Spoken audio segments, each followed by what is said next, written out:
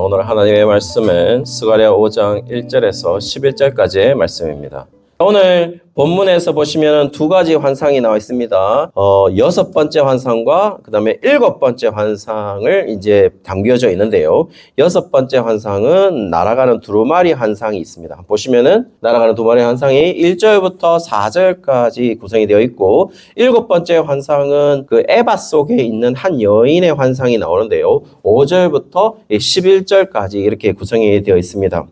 그렇다면 이 두 개의 환상이 스가랴에게 왜 주어졌는지가 우리가 가장 중요할 텐데요. 1절에 보시면은 날아가는 두루마리의 환상이 나오죠. 2절에 보시면은 천사가 이제 스가랴에게 묻습니다. 네가 무엇을 보느냐 이렇게 묻거든요. 그러니까 스가랴가 대답을 하는데요. 날아가는 두루마리를 봅니다. 이렇게 얘기를 하고 있거든요. 그렇게 대답을 하면서 그 두루마리의 크기가 나오죠. 두루마리 크기가 20규빗이고 너비가 10규빗이다 이렇게 나와 있습니다. 크기 설명은 좀 뒤에 가서 다시 한 번 더 설명을 드리도록 하겠습니다. 그러면서 3절에 그 두루마리에 대한 그 천사의 해석이 나오게 되거든요. 그 천사의 해석이 뭐라고 말하냐면은 온 땅 위에 내리는 저주다라고 하면서 나와 있어요. 그러면서 그 두루마리의 글이 기록되어 있는데, 그 두루마리를 보시면은 양쪽에 이쪽 저쪽이라는 말은 양면에 이제 기록이 되어 있다라는 것이고, 한쪽 면에는 도둑질하는 자의 저주가 기록되어 있고, 다른 한쪽에는 맹세하는 자의 저주다 이렇게 되어 있습니다. 사실은 우리 성도님들 어떻습니까? 맹세하는 자의 저주와 그다음에 도둑질하는 자의 저주의 어떤 의미를 보면은 사실 맹세하는 자의 저주의 의미는 사실 조금 애매하긴 하죠. 그런데 그 애매함을 4절이 풀어줍니다. 4절에 보시면은 여호와께서 도둑질하는 자라고 얘기를 했고, 앞에 3절에 있는 두루마리 한쪽 면에 있는 도둑질하는 자의 저주는, 이 도둑질이라는 의미는 우리가 너무나도 잘 알 수 있으니까요. 그런데 맹세하는 자에 대한 저주에 관한 이야기를 4절이 더 자세하게 기록되는데요. 여호와께서 도둑질하는 자와 그 다음에 여호와의 이름을, 그러니까 내 이름을 가리켜 망령되이 맹세하는 자 이렇게 얘기했거든요. 그러면서 이런 자에게 지금 확실하게 저주가 임할 거다라는 얘기를 하면서, 이렇게 하는 사람들에게 그 집의 모든 나무와 돌을 아울러서 사르리라라고 말하면서 완벽하게 멸하실 것이 또 말을 하고 있죠. 자, 그렇다면요, 이제 우리가 이 부분에 관해서 조금 더 자세하게 해본다면요, 이제 두루마리를 해야 되겠죠. 두루마리를 우리가 한번 해결해 보면은 2절에 어떤 얘기가 있냐면, 두루마리의 크기가 상당한 것으로 보여요. 크게 보시면 길이가 20규빗이고 너비가 10규빗으로 되어 있거든요. 1규빗이 45cm입니다. 20규빗이라 하면은 길이가 9m라는 거죠. 그 다음에 10규빗이라 하는 건 너비가 4.5m 정도 되는 거죠. 엄청난 글입니다. 그래서 이 정도 크기로 되어 있다라는 것으로 얘기를 해주고 있어요. 그러면요, 요 길이가 딱 드러나 있는 성경 본문이 하나 더 있습니다. 그러니까 길이가 20규빗, 너비가 10규빗으로 되어 있는 그 크기를 말하고 있는 성경 본문이 하나 더 있는데요. 한번 보실까요? 열왕기상 6장 2절에서 3절 보시면은 여기 주랑이라고 되어 있는데, 이 주랑이 뭐냐면은 성전의 낭실입니다. 그 낭실인데, 그 낭실이 너비와 길이가, 너비와 20규빗이요. 그 너비는 성전 앞에서부터 10규빗이다라고 얘기했어요. 그러면 요 주랑이라는 곳이 어디냐면, 낭실이 어디냐면은 한번 보시면은 성전의 성소 바로 앞에 낭실이라는 부분이 있어요. 그러니까 낭실이라는 부분이 여러분들이 잘 알고 있는 두 기둥, 보아스와 야긴이 세워져 있는 부분이 바로 낭실이에요. 그 낭실인데, 그 낭실이 네모탄 그 현관문이거든요. 그 현관문인데, 그 현관문에 있는 크기가 얼마냐면은 길이가 20규빗이고 너비가 4.5m인 것이죠. 10규빗인 겁니다. 그래서 성전의 것과 거의 동일한 것이죠. 그럼 이 낭실이 뭐였냐면은 성소를 들어가는 그 바로 앞에가 이 낭실이었고, 그러니까 주랑인 거죠. 현관입니다. 거기에서 뭐를 했냐면, 여호와의 율법을 제사장들이 읽었던 장소가 어디냐면 바로 여기라는 거죠. 왜냐하면은 모든 제사는 여호와의 율법을 먼저 읽고 제사를 드렸거든요. 그러면 그 여호와의 율법을 읽었던 장소가 어디냐면은 바로 거기가 낭실인 것이죠. 그게 주랑입니다. 오늘 표현에서는. 그 주랑 크기와 지금 이 날아가는 두루마리의 크기가 똑같다라는 얘기를 하고 있다는 겁니다. 그러면서 여러분 또 이것이 지금 여호와의 말씀을 표현하기 위한 것에서 두루마리가 기록되어 있는 한쪽 면에 기록되어 있는 것과 또 다른 한쪽 면에 기록되어 있는 도둑질하지 말라와 맹세하는 자의 저주가 기록되었다고 얘기하는데요. 그 본문이 뭐와 비슷하냐면 십계명하고 비슷하죠. 십계명이 두 양면에 기록되어 있는 것처럼 날아가는 두루마리도 양면에 기록되어 있는 그것을 하나를 보시면 한쪽에는 도둑질하지 말라가 기록되어 있고 한쪽에는 내 이름을 가리켜서 헛되이 맹세하지 말라는 것이 기록되어 있다는 거예요. 그걸 자세히 보시면은 1계명부터 5계명의 제일 중간에 있는 상계명, 그 6계명부터 10계명에 있는 제일 중간에 있는 8계명을 기록했다라는 겁니다. 성도님들, 이거 뭘 말하는 걸까요? 그러면은 9m하고 4.5m 되는 그 두루마리에 한쪽 면에는 도둑질하지 말라고 하나 딱 기록되어 있고 뒤에는 여호와 이름을 헛되이 맹세하지 말라 이것만 기록되어 있다고 표시하는 걸까요? 그게 아니라 대표적으로 저기에 지금 날아가는 두루마리에 뭐가 기록되어 있다라는 것을 얘기해 주기 위해서 대표적인 것을 기록해 놓은 거죠. 지금 여기에서는. 딱 보였던 것이 지금 여기에서 보여주고 있는 게 도둑질하지 말라라는 거 하나 기록되어 있고 저쪽 면에는 내 이름을 가리켜서 헛되이 맹세하지 말라 그것만 기록되어 있냐? 그게 아니라 지금 양쪽에 기록되어 있는 것이 대표적인 것이 십계명이기 때문에 양쪽에 빽빽하게 기록되어 있는 것은 하나님의 말씀이 기록되어 있다라는 것을 지금 날아가는 두루마리를 통해서 지금 얘기하고 있는 것이죠. 그러면 4절에는요. 이 계명을 지키지 않은 자는 어떻게 되느냐? 집에 머물러서 그 집을 나무와 돌과 아울러서 살을 거다. 이렇게 얘기하고 있다는 겁니다. 그러니까 저주받을 거다라는 것을 얘기를 하고 있죠. 자, 여러분. 자, 그렇다면은 이 날아가는 두루마리를 뭘 말하는 거겠어요? 십계명을 대표하고 있으니까요. 십계명은 지금 누구에게 주는 거냐면 하나님께서 주체가 되셔서 지금 언약적 관계를 지금 히브리 노예들과 그러니까 하나님의 백성들과 맺고 있는 것이죠. 그 말은 뭐냐면 변경이 불가능하다는 얘기입니다. 하나님이 변경하지 않으시니까요. 그리고 크기가 9m고 4.5m라고 하는 것은 엄청나게 크다는 얘기죠. 그 말은 뭐냐면 누구나 볼 수 있다라는 겁니다. 누구나 본다는 얘기는 뭐냐면은 여호와의 말씀을 듣지 못했다, 보지 못했다라고 얘기할 수 없다라는 거죠. 변명할 수 없다라는 얘기입니다. 그리고 엄청나게 큰 것을 보면은 만약 이걸 안 지키면은 그 저주의 심각성과 엄격성 이것이 얼마나 대단하다 하는 것을 두루마리의 크기를 통해서 그것을 지금 표현해주고 있다라는 겁니다.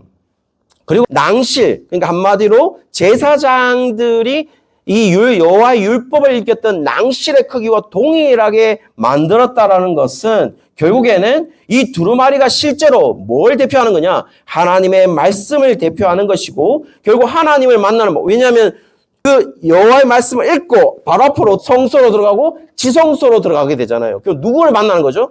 결국 하나님을 만나는 곳으로 들어가는 첫 번째 관문이 어디냐면 바로 낭실이었던 것이죠. 그 낭실의 크기와 지금 두루마리의 크기가 동일하다는 것은 결국 하나님을 만나는 것은 어떤 방법으로 만나느냐? 결국 여호와의 말씀으로 하나님을 만날 수 있다는 것을 철저하게 보내주고 있는 거죠. 그리고 그 말씀으로 내가 반드시 그 말씀에 의거해서 그 말씀을 기준으로 해서 심판할 것이다 라는 얘기도 지금 스가랴에게 해주고 있다는 겁니다.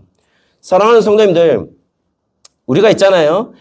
우리는 우리의 관념들 속에서 우리의 양심들 속에서 우리는 저주를 어떻게 생각하냐면 내가 나쁜 짓 하면 저주받을 것이라고 생각하는 사람들이 엄청나게 많습니다. 그리고 다 인과응보라 하는 것도 전부 다 사실은 사람들 가운데 도덕적 관념과 양심에 의해서 내가 뭔가를 이랬기 때문에 이랬을 거야 라는 것으로 생각하고 있지만 실제로 하나님이 가지고 있는 심판의 기준은 여호와의 말씀이고 그 여호와의 말씀에서 가장 중요한 것은 유일신 하나님을 믿는 것이었어요.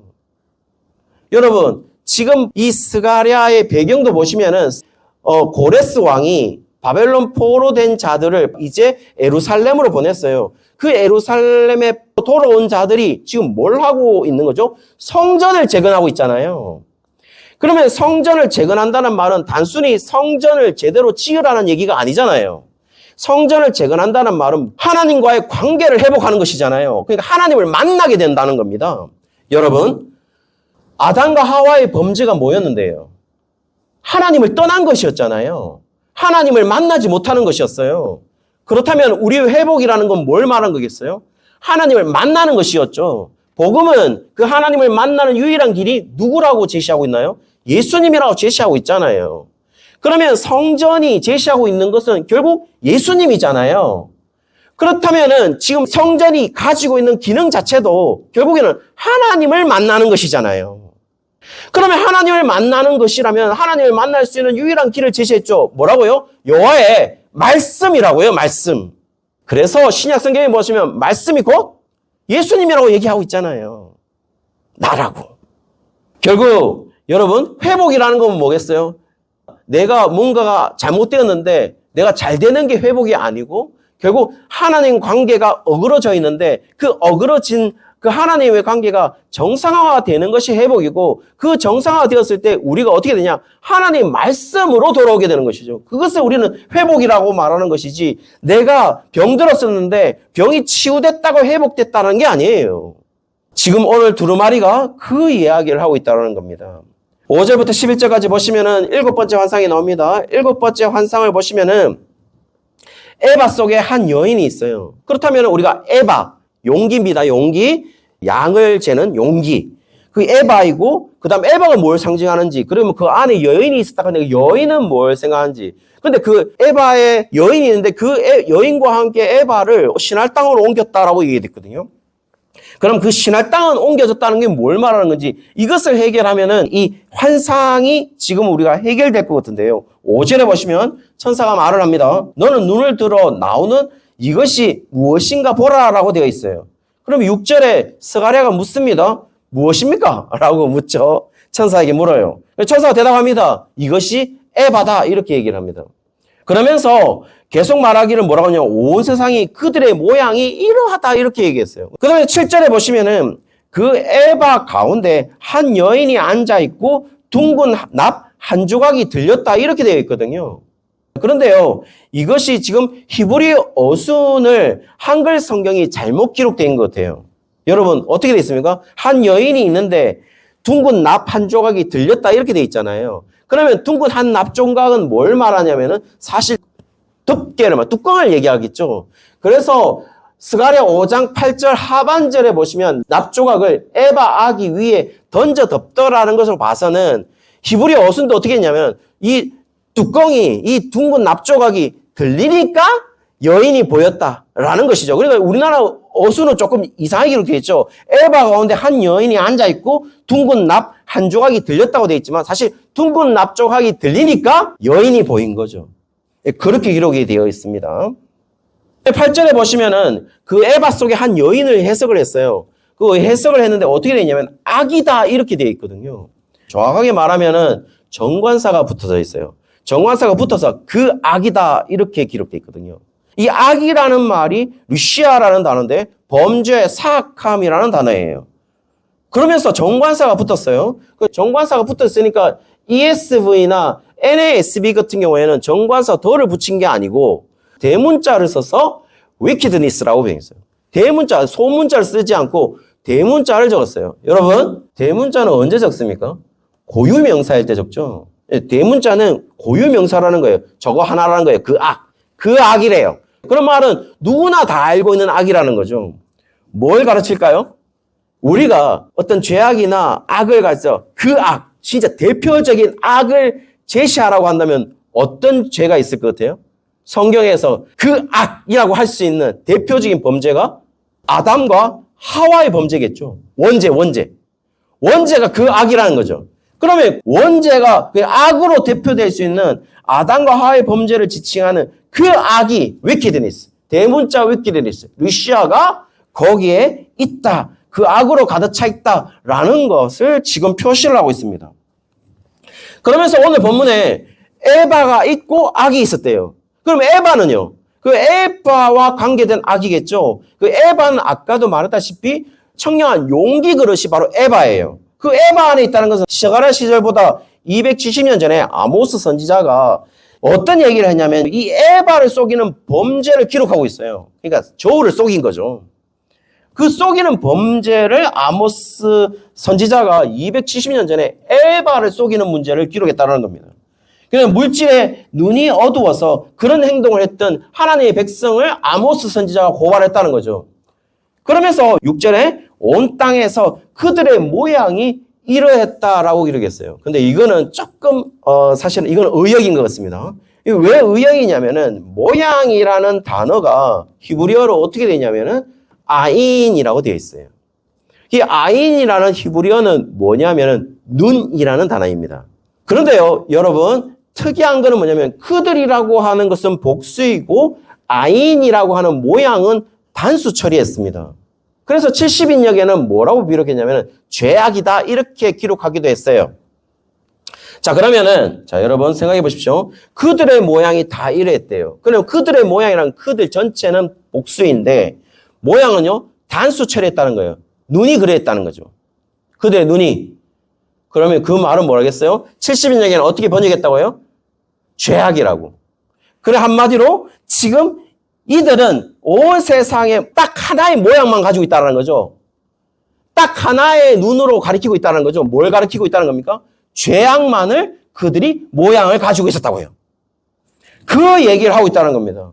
이스라엘이 오로지 한 가지 모양만을 가지고 있었대요. 그게 뭐였냐면 죄악이라는 그곳에만 눈이 향하고 있었대요. 오로지 한 곳으로만 단수 처리해서 오로지 죄악으로만 향하고 있었다. 이 얘기를 하고 있다는 거죠. 자, 그러면서 이것을 이제 해결합니다. 하나님께서. 어떻게 해결하시는지를 보여주시는데요. 9절에 보시면 이제 해결을 하십니다. 학의 날개 같은 날개를 가진 두 여인이 있습니다. 두 여인이 있는데 10절에 보시면은 10절에 보시면 천사에게 에바를 그 두 여인이 어디로 옮겨갑니까? 라고 물었어요. 이 에바에 담긴 이 여인을 어디로 옮깁니까? 라고 얘기를 하니까 11절에 보시면 천사가 스가랴에게 얘기를 합니다. 그 두 여인이 에바를 시날 땅으로 옮겨갔다라고 얘기를 해요. 자, 여러분, 시날 땅은 또 어딜까요? 시날 땅이 어디냐면 창세기 10장 10절부터 11절까지 보시면은 시날 땅의 바벨이라고 돼 있죠. 그러니까 한마디로 니브롯이 하나님을 대적하여서 인간 왕국을 세웠던 곳이 어디냐면은 여기 바벨탑이 있는 곳이었고 바벨탑이 있는 곳이 바로 이 시날 땅인 것이죠.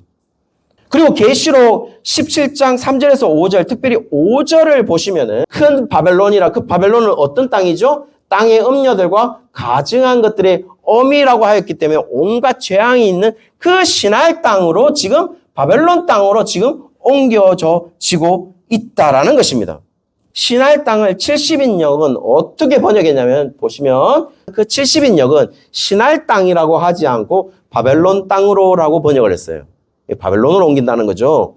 그 다음에 NIV나 NLT, New Living Translation을 보시면 NIV도 to the country of Babylonia라고 되어 있고 NLT도 to the land of Babylonia라고 되어 있으니까 처음보다 바벨론 땅으로 옮겼다라는 것을 얘기하고 있다는 거죠.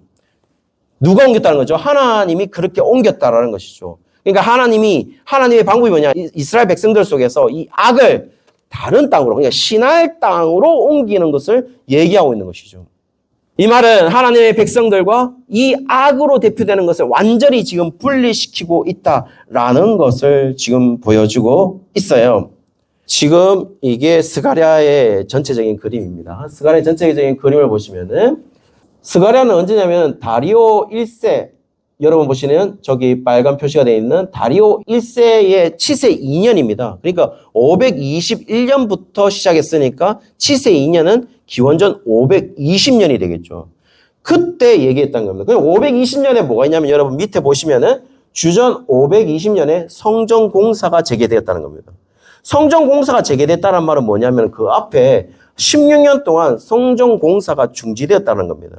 이유는요, 아수레로 왕으로부터 성전 공사를 방해한 왕이 있었다는 거죠. 그 중간에 방해를 하니까 16년 동안 어떻게 되냐면은 성전 공사가 중지가 되었습니다. 그렇죠? 기초를 낳았던 거는 536년인데 그때부터 시작했어야 되는데 시작한 게 아니라 16년 동안 성전 공사가 중지가 되고 이 성전을 다시 재건하기로 시작한 때가 바로 다리오 왕 치세 2년에 지금 스가랴의 말씀이 임하고 있다라는 것이죠. 그런데 여러분 밑에 보시면은 스가랴 활동 시기와 학개 선지자 활동 시기가 겹쳐집니다. 그런데 여러분 학개서 가보십시오. 학개서 가보시면 어떤 일이 벌어지냐면은 학개서 안에 너희들이 사실은 이 성전공사를 할 힘이 없어서 못 짓는 게 아니고 너희들은 사실은 지금 성전을 일부러 짓지 않는 거다라는 것을 얘기하기 위해서 뭘 얘기하냐면 학개서에 너희들 집은 짓지 않고 있느냐. 너희들은 집은 짓잖아. 그런데 왜 성전은 안 짓냐라는 얘기를 하고 있어요. 학개서에서. 너희들은 지금 편백한 집은 짓고 있으면서 성전은 지금 짓지 않고 있다라는 얘기를 하고 있다는 거죠. 그러므로 말미암아 지금 이 시기가 어떤 시기냐? 성전 공사가 이제 16년 동안 멈춰져 있는데 성전 공사를 다시 재건하기로 시작한 그 시점에 이 말씀을 하고 있다는 것은 성전 재건이 가지고 있는 의미가 뭐냐? 너희들이 지금 성전 재건을 해야 되는 이유가 뭐냐? 라는 이야기를 이 환상을 통하여서 지금 얘기하고 있는 것이죠. 다시 말씀드리겠습니다. 성전 공사가 재건되는 이유가 뭔데? 라고 얘기를 했을 때 지금 날아가는 두루마리를 통하여서 그 다음에 에바 속의 한 여인을 신할 땅으로 넘기는 걸 통하여서 그러니까 하나님이 어떻게 하셨죠? 하나님의 말씀을 기준으로 세우고 있고 또 악을 이 예루살렘이 아니라 신할 땅으로 옮기고 있다는 것은 신할 땅에 그들은 그 에바 속의 한 여인을 위하여서 거기에서 집을 지을 거야. 신할 땅에서. 라고 얘기를 해요. 그러면 너희들이 짓는 집은 뭔데? 너희들은 어떤 집을 짓고 싶은 거냐 지금? 그 말은 너희를 위한 집을 지을 거야? 아니면 하나님을 위하여 집을 지을 거야? 성전이 재건되고 있는 이 시점에서 결국 하나님을 위한 성전을 재건해야 되지 않겠냐? 그 말은 뭘 의미하겠어요? 하나님과의 관계를 개선하고 있는 하나님과의 관계가 정상화되는 그 집을 지어야 되지 않겠느냐? 라는 이야기를 지금 하고 있다라는 것이죠.